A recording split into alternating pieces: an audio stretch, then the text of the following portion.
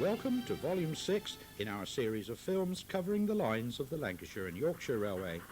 This video covers the Greater Manchester area, with the accent on the steam-hauled traffic through the city in the late 1960s, to its demise in August 1968.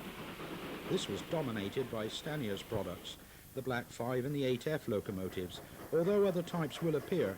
At the end, rail tours were frequent through the city and surrounding lines. This 8F 48652, departing Broadfield on the 27th of April 1968, is on one of them. Broadfield closed in 1970, but the site is now passed by steam again, as it is on the Haywood link of the preserved East Lancashire Railway. 48652 is now near Fellsworth, where she is in fine fettle, heading for Droylsden. In this series, we have covered the Trans-Pennine routes, which, when opened in the 19th century, revolutionised travel between Yorkshire and Lancashire, which had previously been only connected by bad roads and canal. Bolton Sheds 44947, in excellent condition, passes with an empty, unfitted coal wagon train bound for the pits of Yorkshire.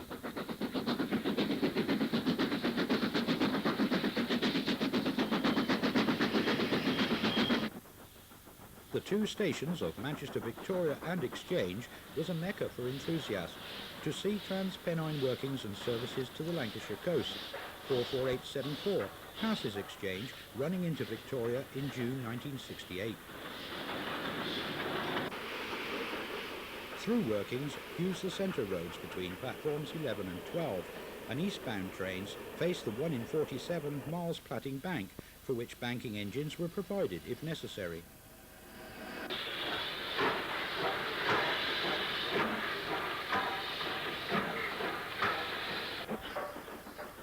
Fowler tender-fitted 48521 of Agecroft Shed is running right off Miles Platting westbound. Its shed was on the Bury and Wigan line, northwest of the city.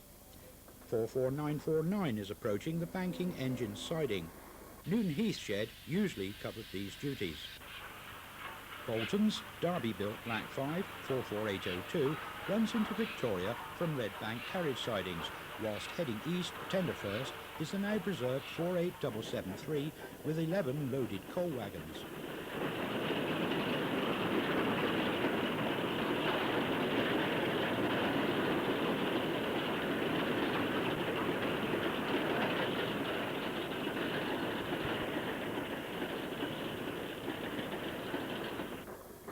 The Bury Line trains, now served by the Manchester Metro tram services, were worked by two-car, 1200-volt DC side contact third rail sets. Running alongside one of them is 44891, which will collect a couple of coaches, one an ex-LMS porthole stock example, and the other a BR Mark I.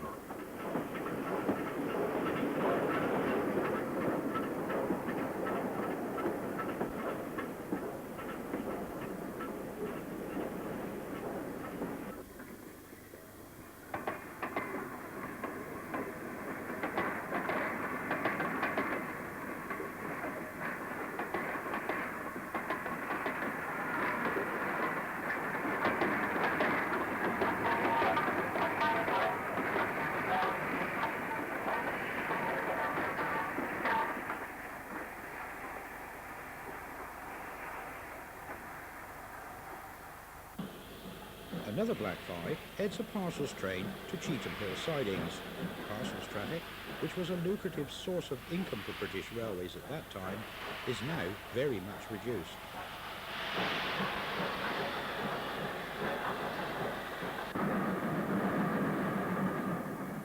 One of Patricroft's standard class 5s is tender first at Miles Platting at a fair pace.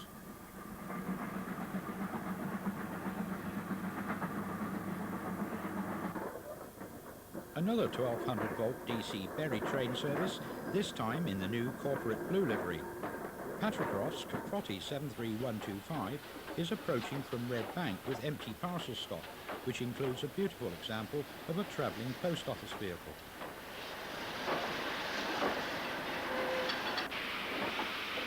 Now at the west end of Victoria Station, looking towards number 12 platform, Ivatt Mogul 46406, LMS built in December 1946, eases up to the banking siding.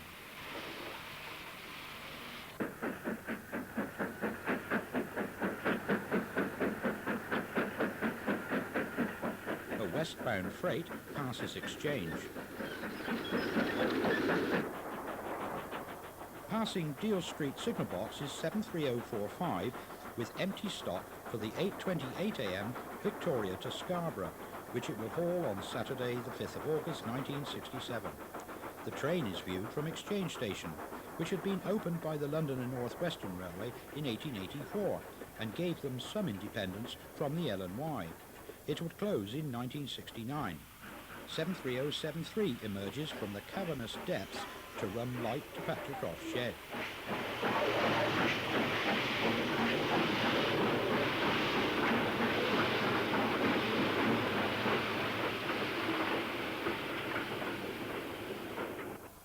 Patricroft Shed had been modernised by the LMS in the 1930s and serviced engines from Exchange Station, principally from the Lancashire and North Wales coast. By 1968, the allocation here was mainly standard 5s, of both Walsharts and Caprotti versions. 73128, one of the Caprotti variety, comes from the coaling plant onto the shed roads.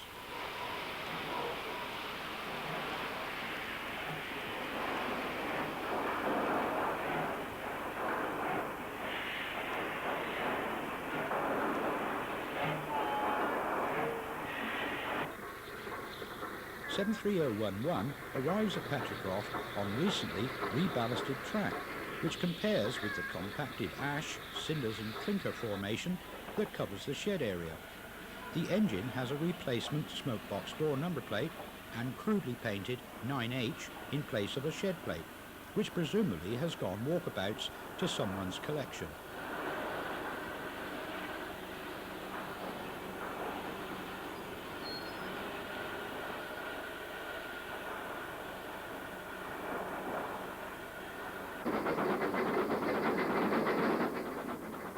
But a year earlier, the 8th of September 1966, cameraman Chris Noyle was en route into Exchange, approaching Salford, when the same engine, 73011, was running light alongside his train from Patricroft. Here, the original number and shed code plates are still affixed. There is time for a discussion between the crews of both engines as they approach Salford L&Y station. The station was on the L&Y route to Bolton. There was no platform on the London and North Western route.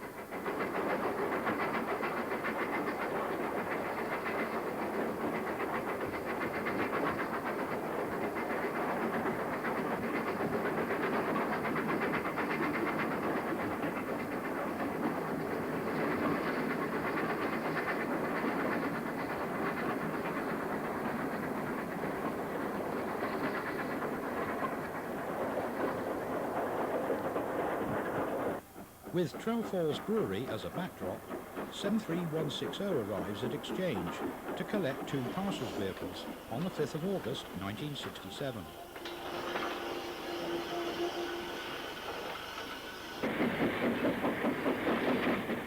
An 8F trundles past towards Deal Street Box with some low-sided wagons.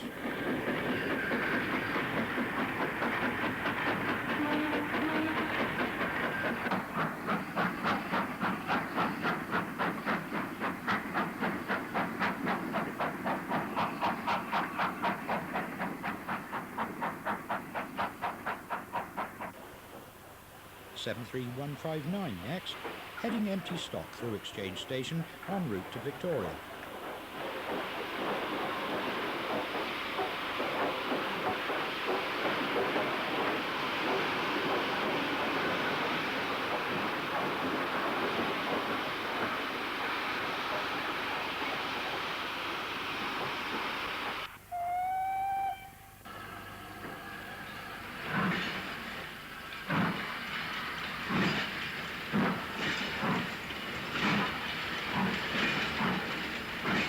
Seven 73133 shunts good stock from one side of Exchange to the other.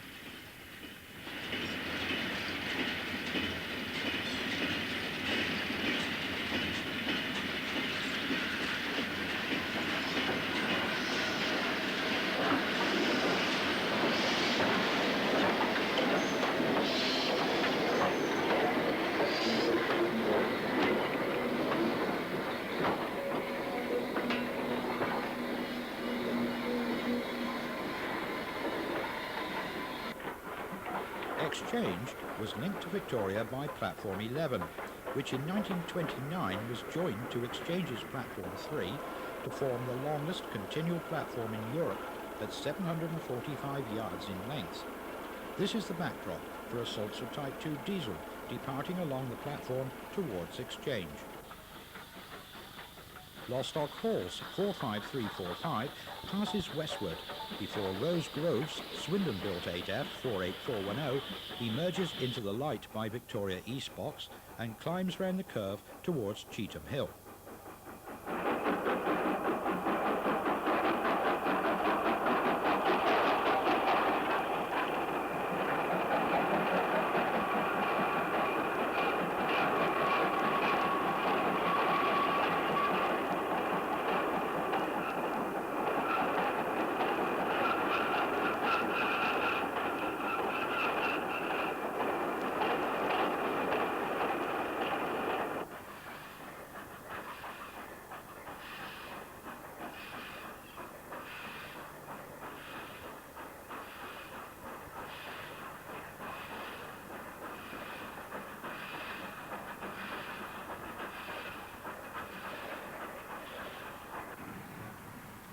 On the 4th of December 1965, the RCTS ran the Jubilee commemorative rail tour.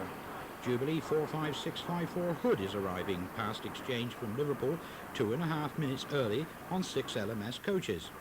This train was followed by 4 5596 Bahamas from Crewe with 8 BR Mark 1s, but due to car problems, the first one apparently had only known the route as far as Warrington. This train arrived 25 minutes late. Joining up the two trains, the special now of 14 coaches and double-headed departed vigorously for York. Due to an oversight, one of the LMS coaches had been marshalled without gangway adapters to the BR vehicles. Therefore, the buffet car could not be reached by the Liverpool participants. This was corrected at York, so takings in the buffet went up considerably on the return journey.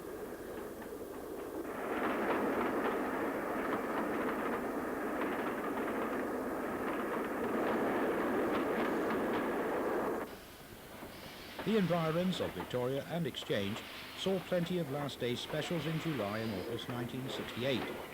This is 448 traversing number 13 platform to turn on the Miles Platting triangle before heading a Roche Valley special to Southport from platform 14 on the 21st of July.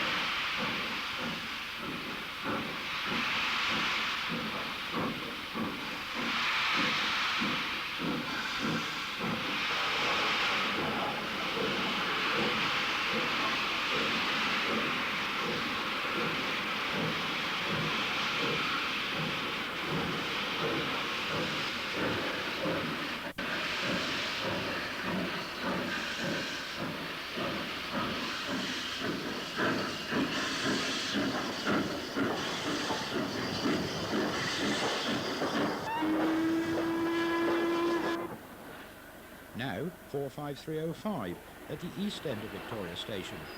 Sent to Drapers of Hull for scrapping, she was only one of 720 steam locomotives to be saved there by Mr. Draper himself, and as of the year 2003, she has again returned to steam from running in the 1980s. The 4th of August 1968 saw 9 different engines pass through Victoria. Pairings for the SLS Special saw 44871 and 44894 on the first train. A comparison in liveries can be seen. 44871 in unlined black and 44894 is fully lined out.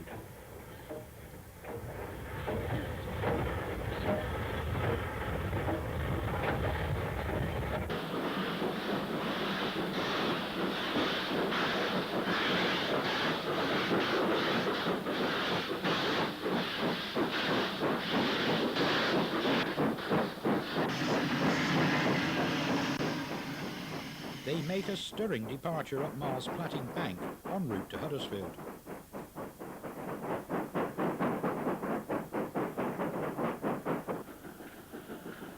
The second SLS special had 44874 and 45017. They are seen at Miles Platting, taking the line to Stalybridge.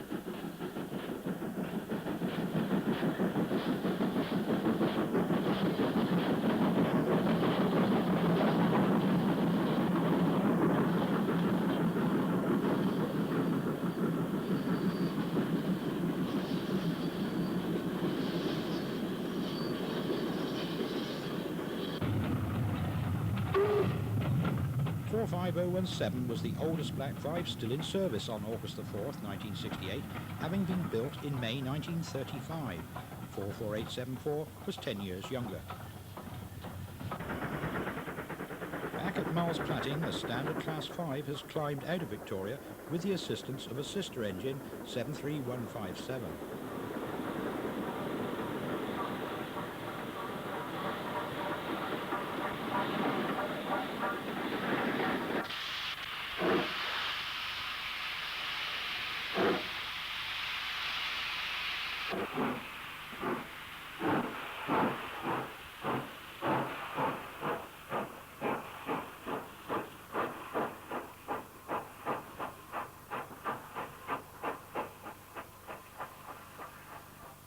The descent of Miles Platting into Victoria was probably harder than climbing for drivers, especially with unfitted freights.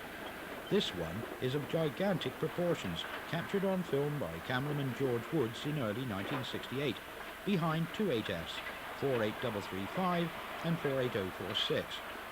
There was one severe runaway on New Year's Day 1936, when an L&YR 080 lost control at the top of the bank by not stopping at the notice board there to pin down brakes. It was signalled into number 14 platform, where it demolished three carriages travelling at least 60 miles per hour. Amazingly, only 9 passengers were slightly injured. Rather shocked though, one would think.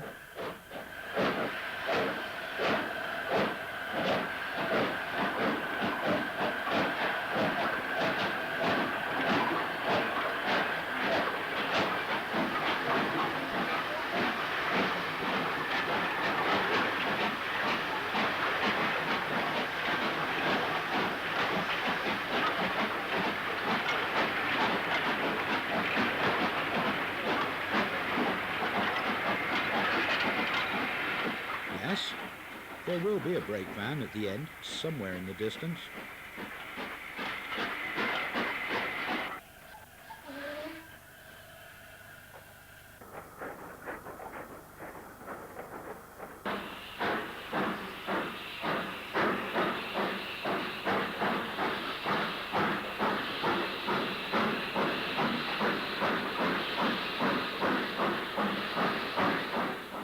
On the same day, 45202 of Newton Heath takes out parcel stock from the Berry Line platforms in a cloud of steam.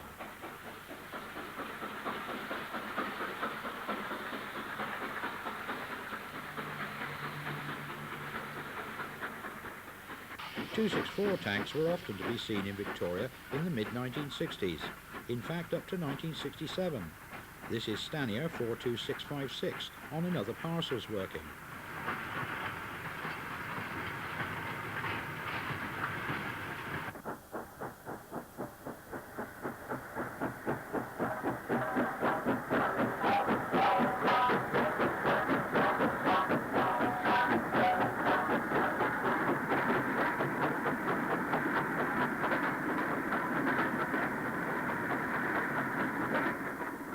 The 264 tanks were allocated to Newton Heath shed, the largest on the old Lancashire and Yorkshire Railway.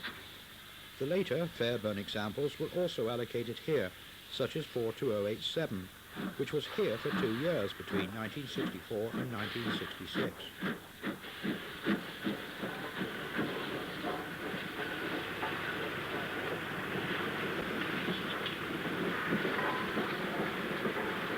Jinties and crabs were also shedded here in 1965. 42938 is the crab, and on another siding 47681, the last numerically in the class, and one of the few built by the LMS, this one at the ex-L&Y Works at Horwich. The famous Red Bank empty stock train from Newcastle produced all sorts of pairings. Here, K1 62,007 pilots a Black 5 through Newton Heath station. And up to 1967 it was not unusual to find a Wakefield B1 on the shed, having worked over the Pennines. This is the now preserved 61306.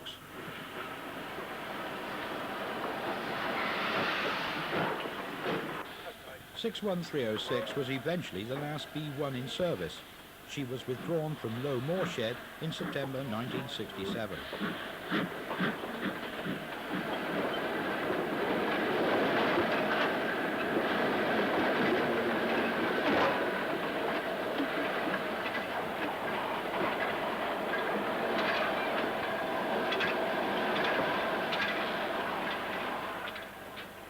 Probably only the first A2 Pacific to ever visit Newton Heath shed was 60528 Tudor Minstrel.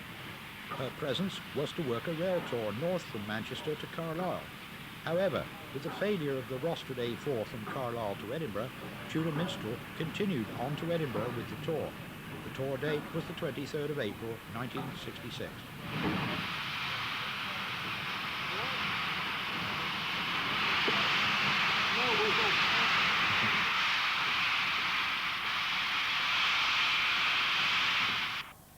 The Ivatt Class 2 moguls had an association with Newton Heath from 1948. At the end of steam, several were still in use here. 46437 served here for 11 years, from 1956. 46417 only had 6 months at the shed, but had probably visited often from other sheds like Bury and Bolton. The class were very useful on empty stock turns around Manchester. 46411 was one of the class built by the LMS, the first 20 coming into traffic before nationalisation.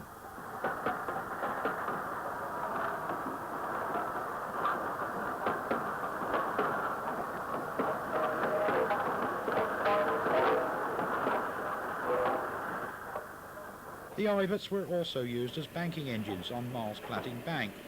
They were obviously much preferred on this job than the ex-L&YR Class A 060s with open cabs. Sitting on one in Victoria and the tender first running was no joke in the cold winters. This one is doing duty as a shed pilot, moving coal wagons for the coaling plant.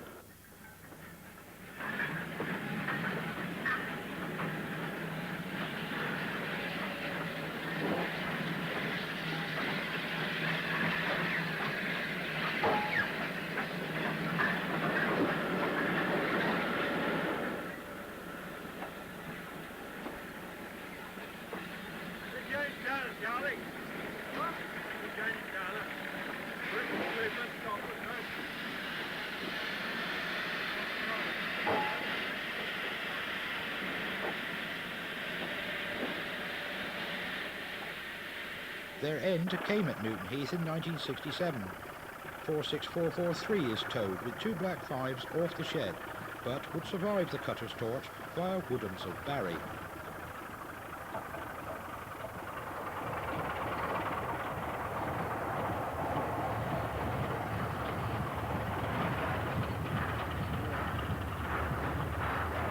In July 1965, Newton Heath received an allocation of 4 Britannias. 70,017 Arrow was one of them. Their duties regularly took them on parcels train over the Stanier route to Leeds.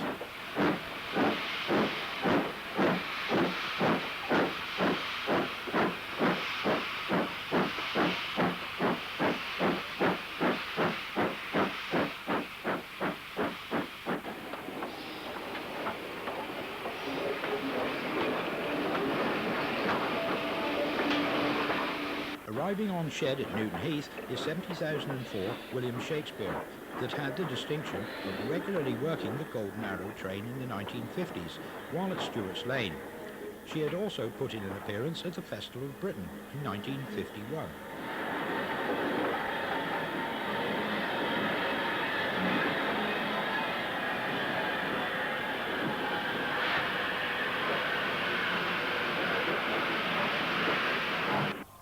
Distinguished, but for all the wrong reasons, was 70,026 Polar Star, an Edgeley engine at this time.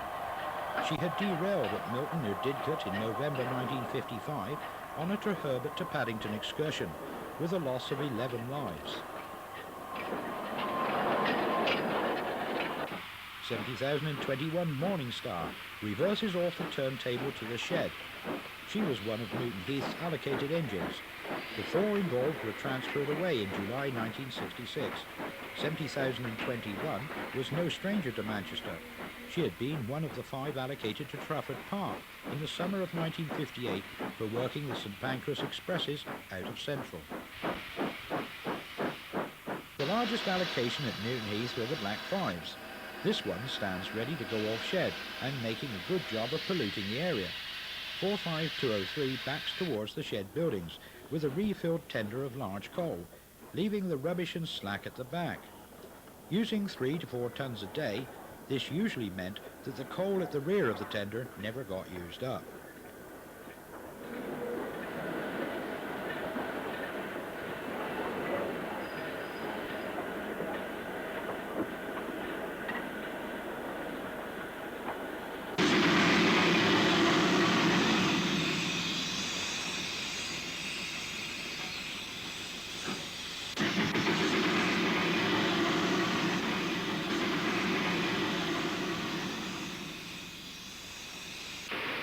This is sister engine 45202, trying to get a grip of matters on the often far from dry and usually oily rails on the motive power depots.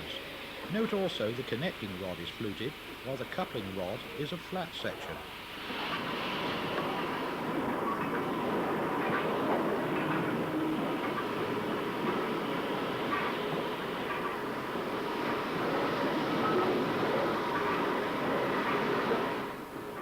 The 44910, which was 10 years younger than the previous pair of Black Fives, has all rods of the fluted variety.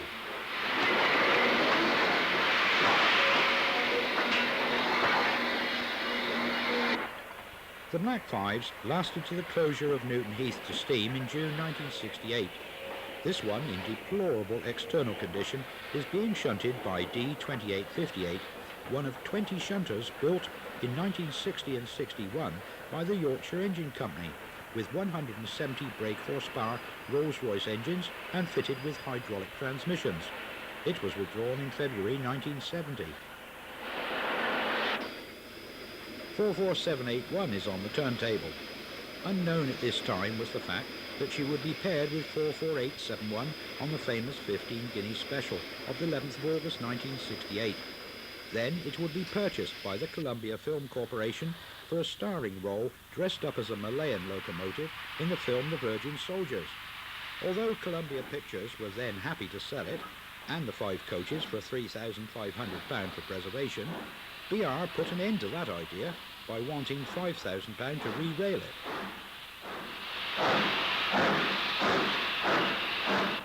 Having climbed up from Miles Platting, this grimy 8F, the cleanest part being the loco lamp, passes Newton Heath shed with 16-ton steel-bodied mineral wagons and heads towards Rochdale.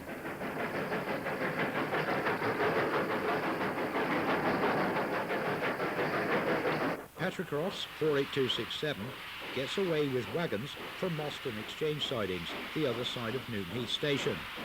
She passes by the ex-L&YR signal box, originally built in 1898 but extended in 1910, that controlled the junction here with its 90-lever frame.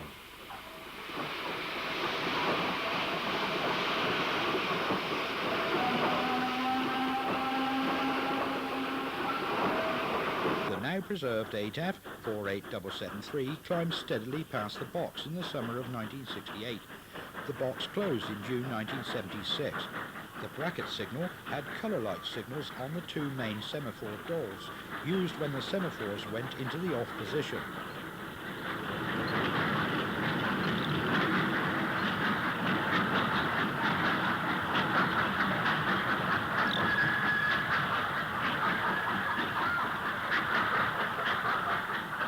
An unusual but welcome guest to the scene on the 28th of September 1983 was Midland Compound 1000, running light past Miles Platting Junction Box en route to Newton Heath Shed. She had worked over from York to Manchester on a private party special.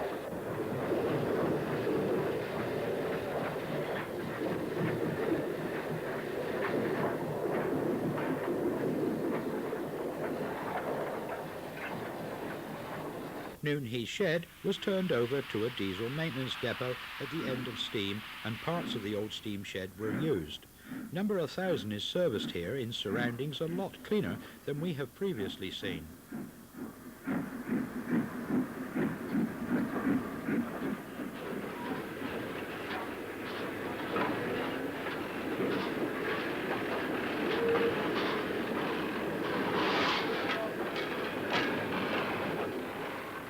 As she moves off, the background where once the signal box and station stood has changed considerably in 15 years.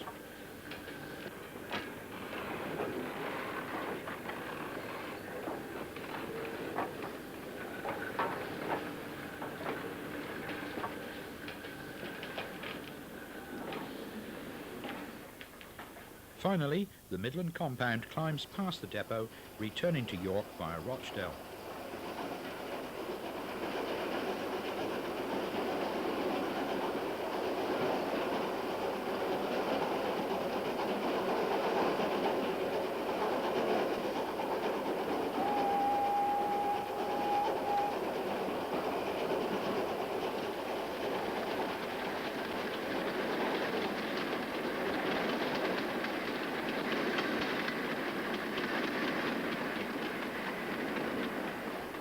The hooped bridge over St Mary's Road is prominent, now painted yellow.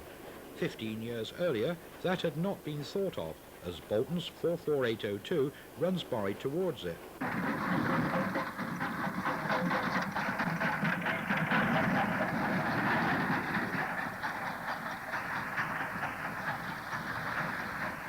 Passing through the arches of the bridge are 44949 and 73069 on an enthusiast special in the summer of 1968.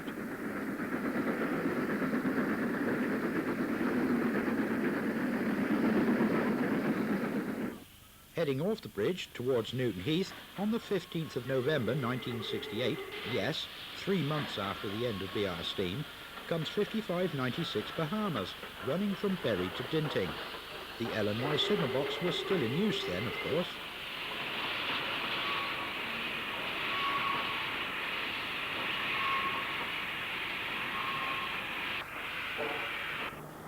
The City of Manchester also had a trolley bus system up to the end of 1966, and railway enthusiasts would see them operating around the city centre when moving from the main line stations. The trolleys were operated jointly by the Manchester Corporation red buses and Ashton Underline Corporation blue and cream liveried vehicles.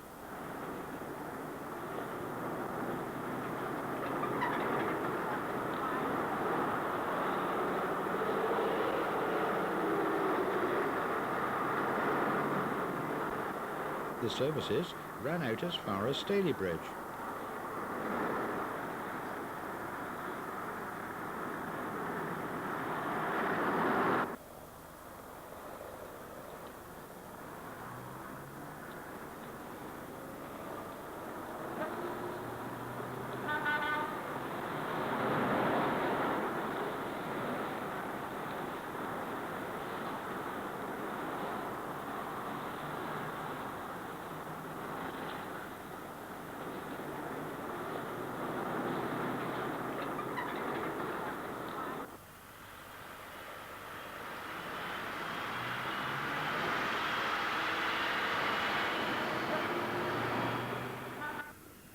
Manchester was also served by the Ship Canal Railway. The company was incorporated in 1894 and ran from Manchester and Salford docks to Ellesmere Port. The railway therefore had over 200 miles of track and served many industrial locations and exchanged traffic with the mainline companies at 12 locations. The system had around 90 steam engines over the years. These views at Trafford Park shows number 64, a Hudswell-Clark product, of which this manufacturer made up about 2/3 of the steam fleet.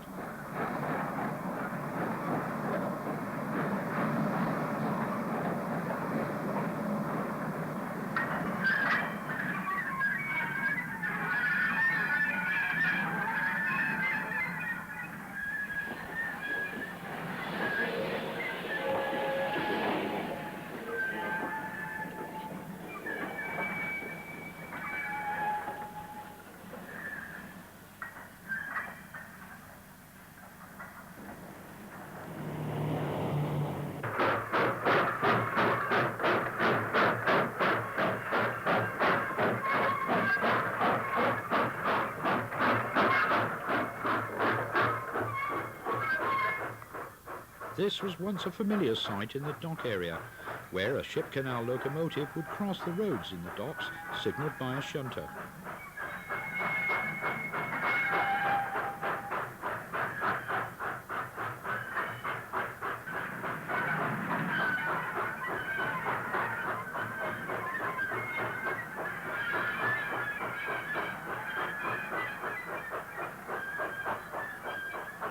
The railway once had 7 locomotive sheds. These 1962 views at Modewheel Road show the biggest of them, and there were extensive workshop facilities here also. The running shed had 3 rows with pits and had an allocation of about 30 engines. Number 79, one of the long tank versions of the canal class engines, shunts BR coal wagons.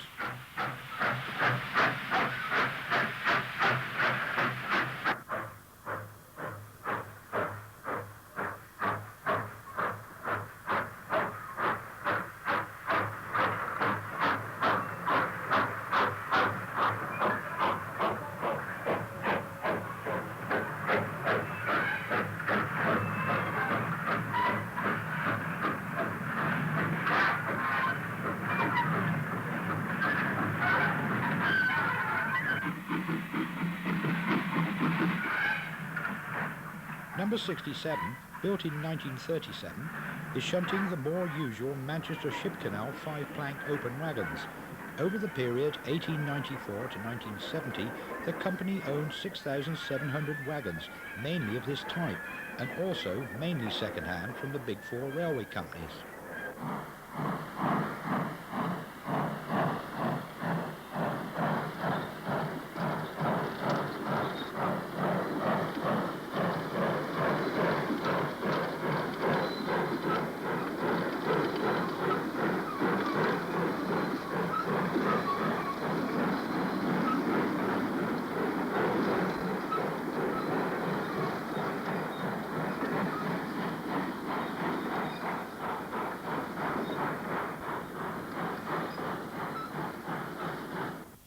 Number 39 brings a train into number 9 dock.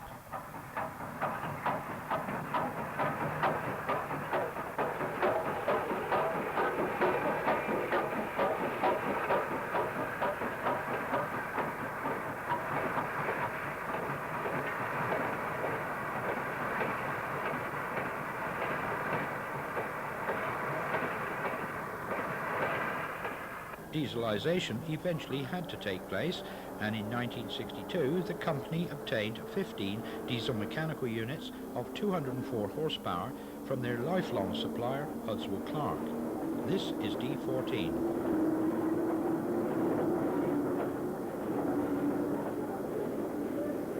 By 1966, however, a further 18 diesel hydraulic 34-ton 255 horsepower Sentinel 040s were purchased. DH24 shunts at Trafford Park Industrial Estate.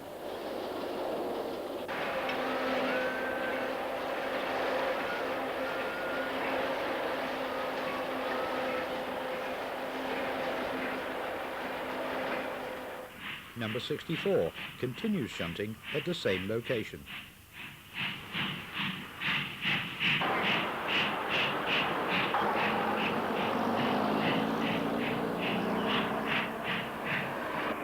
A survivor of the big tank Hudswell Clarks was number 67, seen earlier in the programme at Modewheel Shed.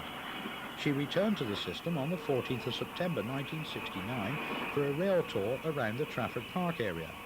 She was assisted by ex-L&YR Pug 51218, built at Horwich in 1901.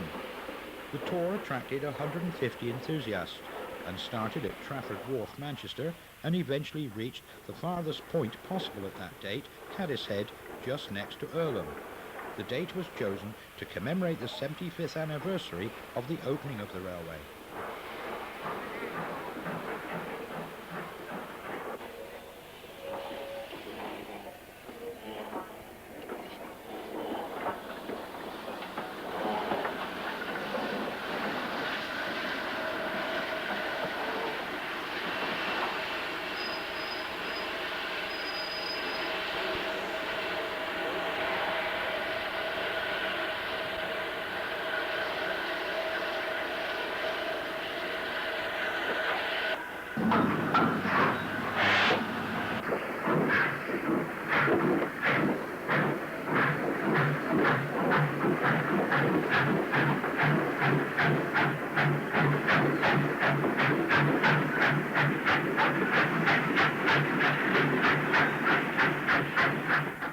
train set off and crossed the swing bridge into the dock estate.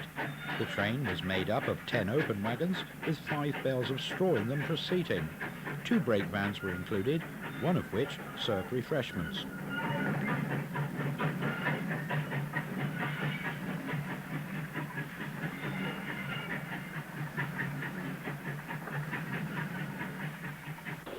The tour occupied 9 hours of running and covered about 34 miles.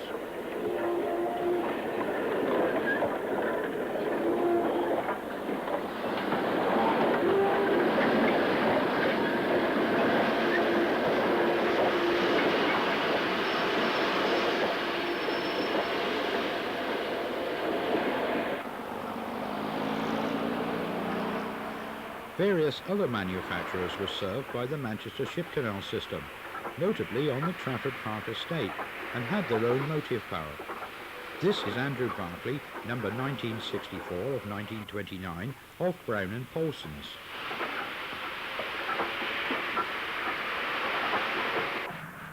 Another company was Procter & Gamble.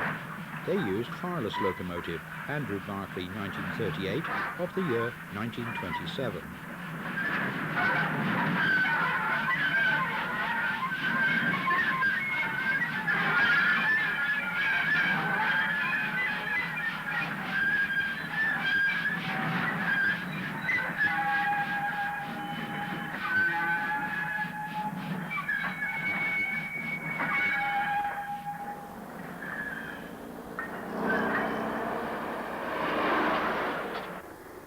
Connected to the Lancashire and Yorkshire line from Victoria to Stalybridge near Park Station was Stewart Street Power Station.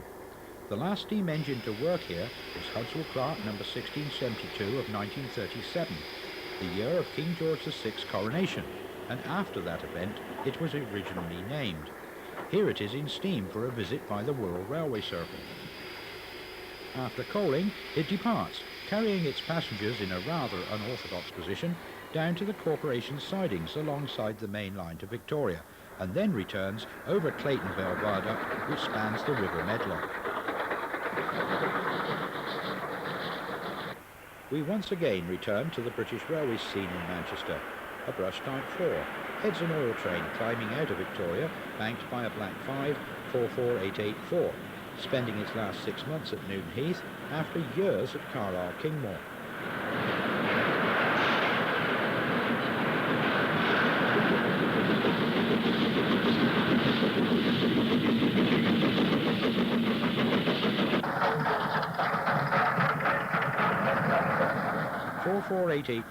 Returns to Victoria for its next duty. After the end of steam in 1968 and the early days of the diesel takeover, the corporate blue era reigned. The Miles Platting pilots were Type 2s and freight had English electric Type 4s at their head. Local DMUs now climbed Miles Platting instead of the 264 tanks and Ivatt 2s. The Bury Line electrics still carried on from a revamped Bury platform side of Victoria Station, some tracks now removed. The Manchester to Bury line was electrified from 1916. In 1959, the Class 504 units took over from the original L&YR time-expired 5-car sets. Situated near Woodlands Road Station was the ICI Works at Blackley and rail connected. It was shunted from the exchange sidings to the works by the Lady Armadale, an 060 side tank built by Hunslet in 1898 for the Manchester Ship Canal Railway. There it was numbered 14 and given the name St. John. Dieselization of the Ship Canal Railway made her redundant and was offered for sale. The dyestuffs division of ICI bought her and named the locomotive the Lady Armadale. In this view, we notice a car driving mirror on the cab side that allowed the driver to see around the locomotive in the busy works yard.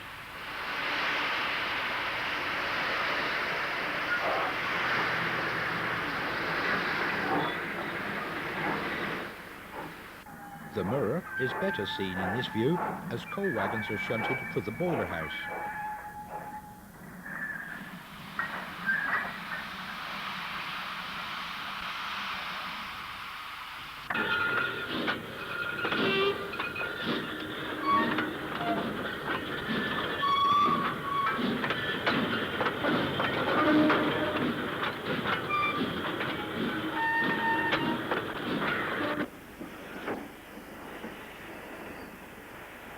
A second engine here was Isabel, a Hawthorne-Leslie product of 1919.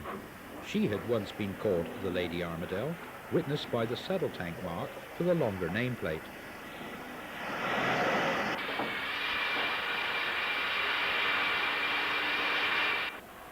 She also sported an extension to her chimney.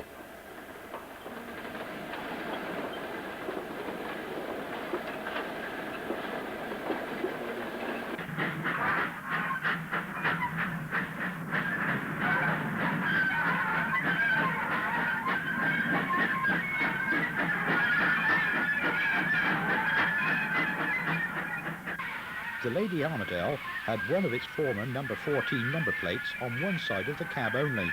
The other side had the works plate. The maroon livery was that of ICI. When on the Ship Canal Railway, it was all over black. She prepares to push coal empties to the exchange sidings about a mile away and steeply graded. Rail traffic here ceased in 1968 and the engine preserved by the Warwickshire Railway Society based on the Severn Valley Railway.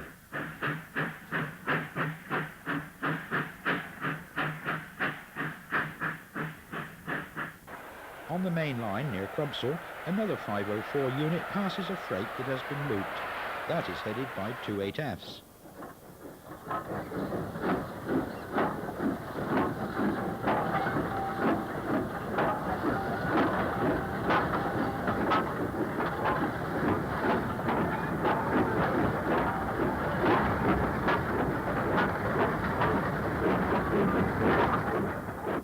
The electrified 1200-volt DC side contact third rail was unique to the Manchester ferry service. The 504 units worked to Bury Bolton Street until March 14, 1980, from when they were diverted into Bury Interchange Station, near the site of Bury Knowsley Street. A two-car unit arrives at Bury Bolton Street, now the headquarters of the East Lancashire Railway.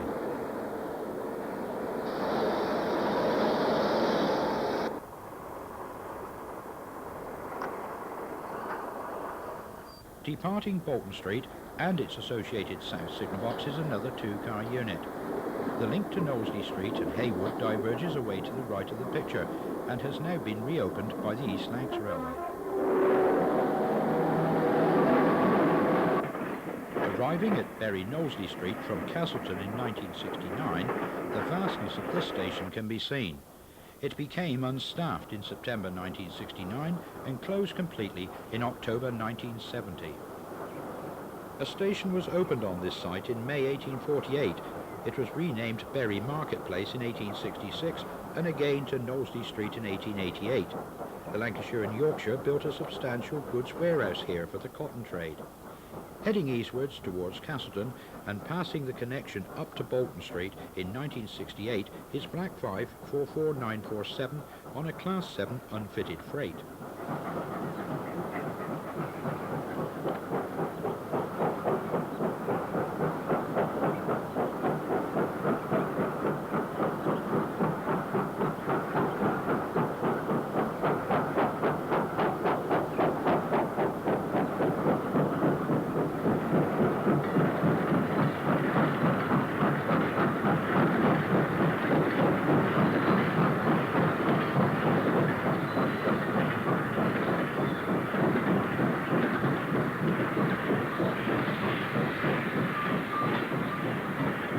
On the 26th of November 1966, the Manchester Rail and Travel Society ran a rail tour to Bury, behind Stanier 264 tank 42644.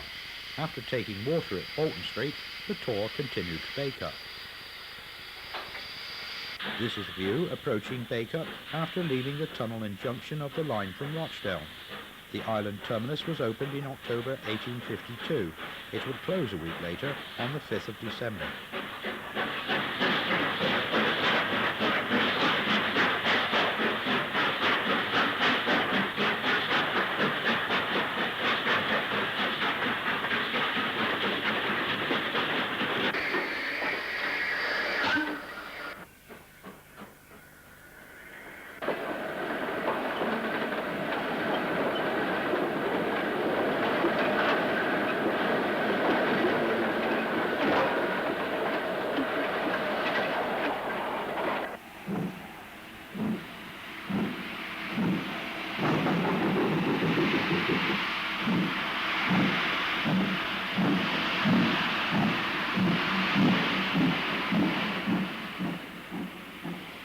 On a much brighter day, on the closure weekend, another farewell special arrived at Bacup, the Rosendale Forester. 42644 was again used with 46437. The yards here were once very busy with coal, wool and raw cotton and the corresponding outgoing products from the local mills. There was also a full-road loco shed up to 1954. Back at Bury Bolton Street, 42644 comes off the previous week's MRTS rail tour.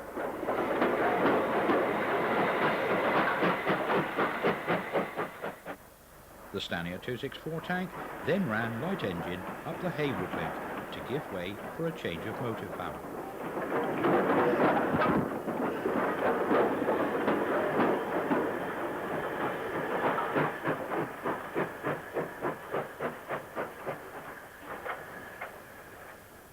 This change was in the form of two Jintys, 47383 and 47202, both shedded at Newton Heath. 47202 was fitted with condensing gear from the days when it was allocated to Cricklewood, London, and worked over the Metropolitan Widen lines under the city.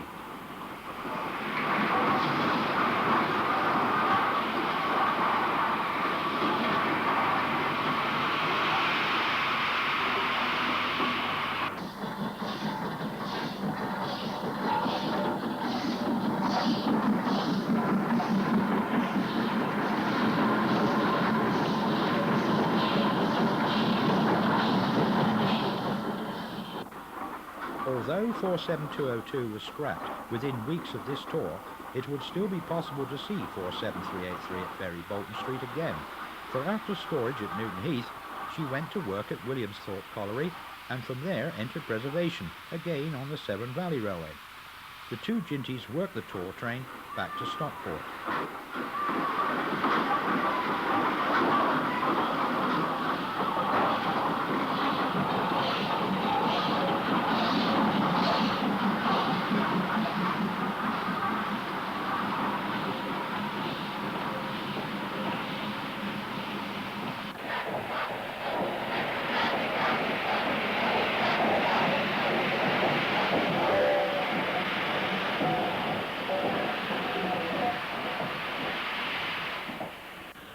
A mile and a half east of Knowsley Street was the Heap Bridge branch. An Ivatt 2 mogul is seen shunting at the paper mills at the end of the branch. The paper mills were owned by Yates Duxbury, and from the outset in 1894, the firm used small steam shunting engines.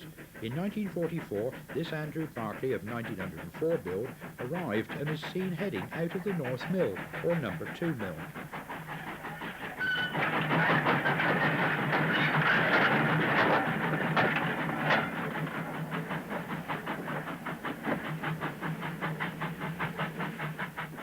Coal was brought into the mills and also baled wood pulp and china clay. Outward traffic was paper products.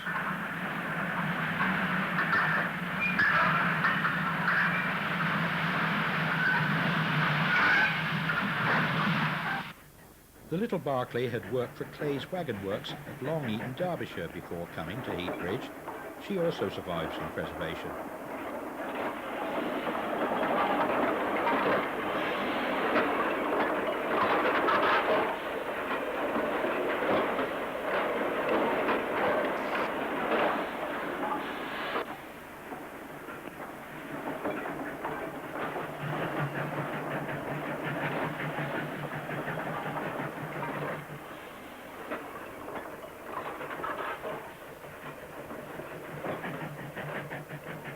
Besides the Bacup line north of Bury, there was a line to Accrington, diverging at Stubbins Junction. A Black 5 and Crab 42942 approached the junction southbound in 1966. This was a rail tour to Goole, actually seen in volume 1 of this series, to take a crab the whole way from Liverpool to Goole over the Lancashire and Yorkshire Railway. The tour is again seen near Cliviger, on the climb to Coppy Pit.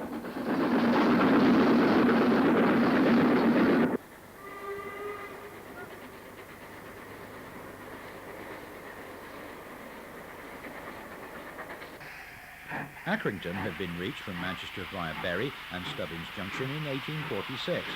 This line eventually connected up with the East Lancs railway line from Preston and Blackburn.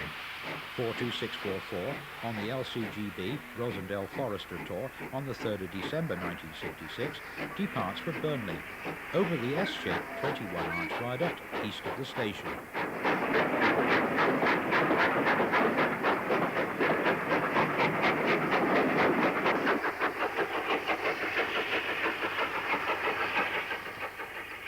The tour train is seen again after reversal at Rosegrove, Burnley in the late cold evening sun of this December day.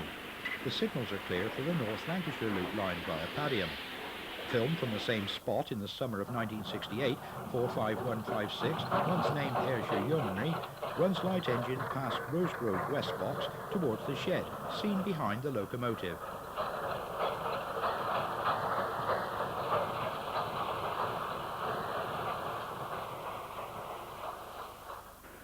45096 enters the shed. She was shedded here for only 5 months, from May to August 1968. But over the years, many locomotives had been allocated or visited the shed. This was opened by the Lancashire and Yorkshire Railway in 1899, one of their 32 major sheds, and had been given the number 23.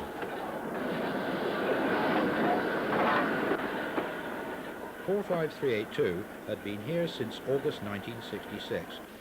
She is being turned on the 60-foot vacuum turntable installed by the LMS.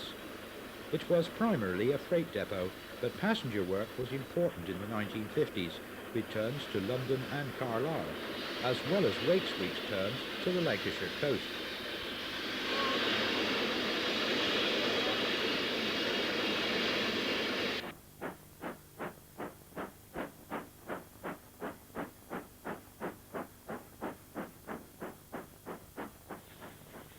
This 8F is passing through Rosegrove Station in the down direction, that is, towards Burnley Central and Coppy Pit, with coal empties.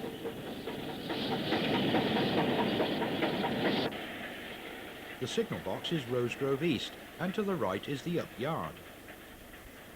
With up and down hump yards at Rosegrove, with a capacity of over 1,300 wagons, it was a very busy place. The main traffic was coal and the corresponding returning empties. The remaining steam engines left in the summer of 1968 had a hand in this traffic. 45392 is taking empty coal wagons to the down yards.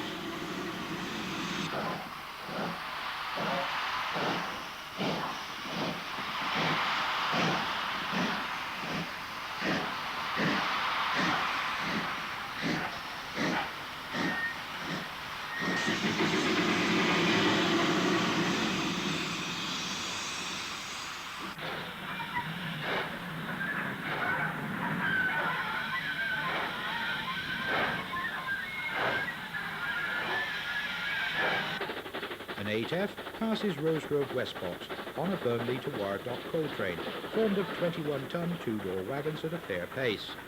Steam went out on Lancashire and Yorkshire lines with quite a flourish in August 1968, even though the locomotives were run down and becoming uncared for. This series has covered most of the lines operated by the Lancashire and Yorkshire Railway. This eventually stretched from Liverpool to Goole across the Pennines.